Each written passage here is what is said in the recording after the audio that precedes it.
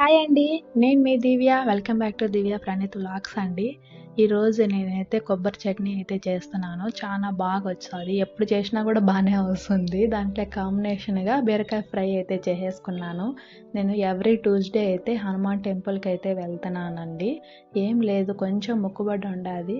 3 weeks అయితే వస్తాను. కొంచెము అమ్మవారికి అయితే నేను పసుపు కుంకుమ పాలు అవి పోసి నాగదేవతలకైతే పూజ అయితే చేసుకుంటాను. మార్నింగ్ 5 కల్లా లేచి వెళ్తాను. అట్లాగే హనుమాన్ టెంపుల్లో అక్కడే హనుమాన్ టెంపుల్ కూడా ఉండాది. నేను వీడియోలో అయితే లాస్ట్లో హనుమాన్ స్వామి ఎలా రెడీ చేశారైతే చూపిస్తాను.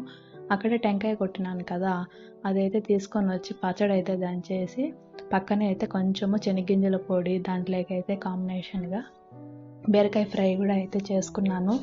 మార్నింగ్ అయితే లేచేసరిగా కళ్ళు అయితే ఒక రకంగా అయిపోయినాయి. నిద్ర అయితే వస్తూ ఉండదు.